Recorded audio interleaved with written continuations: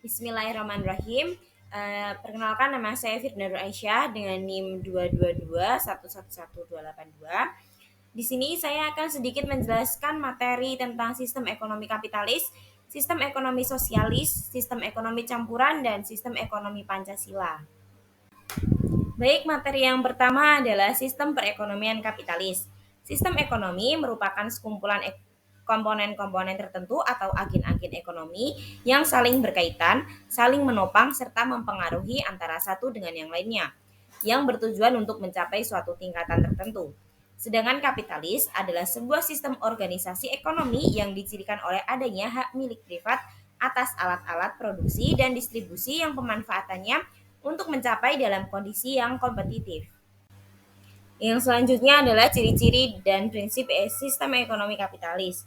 Yang pertama, ciri-ciri sistem ekonomi kapitalis ada 6, yakni yang pertama kebebasan memiliki harta secara perseorangan, yang kedua kebebasan ekonomi dan persaingan bebas, yang ketiga mementingkan diri sendiri, yang keempat perekonomian diatur oleh mekanisme pasar, yang kelima manusia dipandang sebagai makhluk homo economicus, yang keenam campur tangan pemerintah minimum.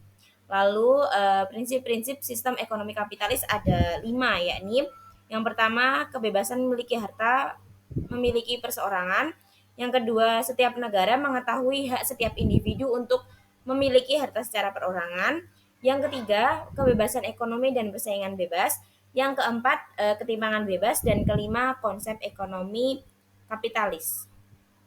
Baik, yang selanjutnya ada kelebihan dan kekurangan dari sistem ekonomi kapitalis.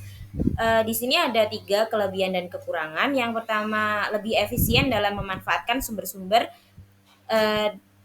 daya dan distribusi barang. Lalu yang kedua, kreativitas masyarakat menjadi tinggi karena adanya kebebasan melakukan segala hal yang terbaik.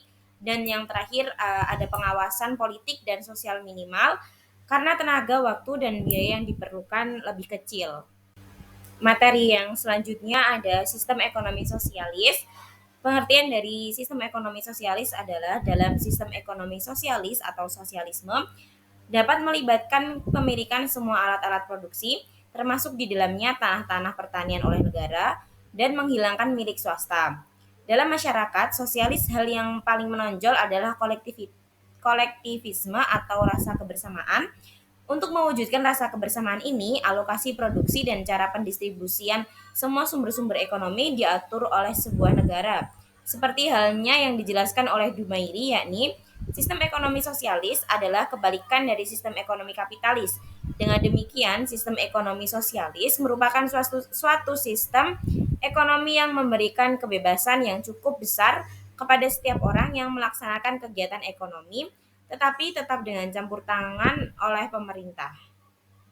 Selanjutnya ada ciri-ciri dan prinsip dasar sistem ekonomi sosialis. Yang pertama, ciri-ciri dari sistem ekonomi sosialis itu ada 3. Pertama, negara sangat berkuasa dalam kepemilikan bersama atau kolektivitas semua faktor produksi. Yang kedua, produksi dilakukan sesuai dengan kebutuhan. Lalu yang ketiga, perencanaan ekonomi. Yang kedua ada prinsip dasar sistem ekonomi sosialis ada 3 juga. Yang pertama kepemilikan harta oleh negara, yang kedua kesamaan ekonomi, dan yang terakhir disiplin politik. Selanjutnya kelebihan dan kekurangan dari sistem ekonomi sosialis. Yang pertama, kelebihan dari sistem ekonomi sosialis itu ada 3. Pertama, disediakannya kebutuhan pokok, yang kedua didasarkan perencanaan negara, lalu yang ketiga produksi dikelola oleh negara. Lalu kekurangan dari sistem ekonomi sosialis ada 3 juga. Yang pertama, sulit melakukan transaksi, yang kedua membatasi kebebasan, dan yang terakhir mengabaikan pendidikan moral. Lalu materi yang ketiga ada sistem ekonomi campuran.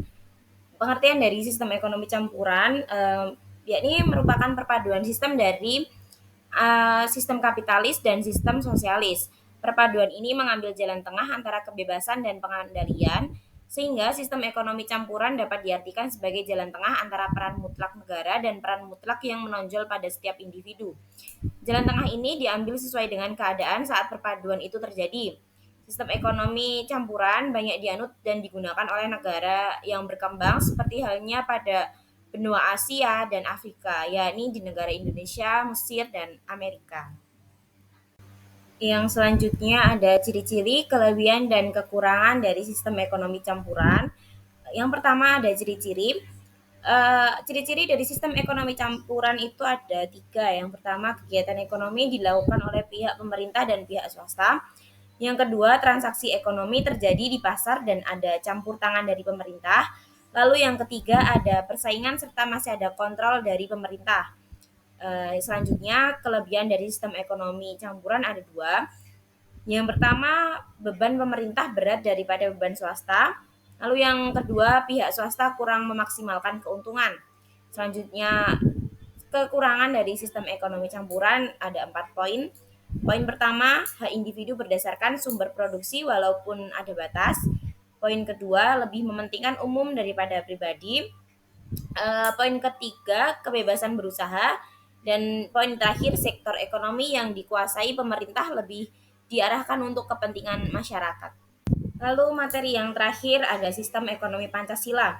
Pengertian dari sistem ekonomi Pancasila merupakan suatu ideologi, suatu bangsa atau negara dengan secara otomatis landasan sistem ideal ekonomi, yakni Pancasila dan Undang-Undang Dasar 1945. Dalam sistem perekonomian Pancasila digali dengan menggunakan sistem nilai, sosial, serta budaya yang berkembang di dalam masyarakat. Sekian sedikit penjelasan materi dari saya, kurang lebihnya mohon maaf. Wabillahi taufiq wal hidayah. Wassalamualaikum warahmatullahi wabarakatuh.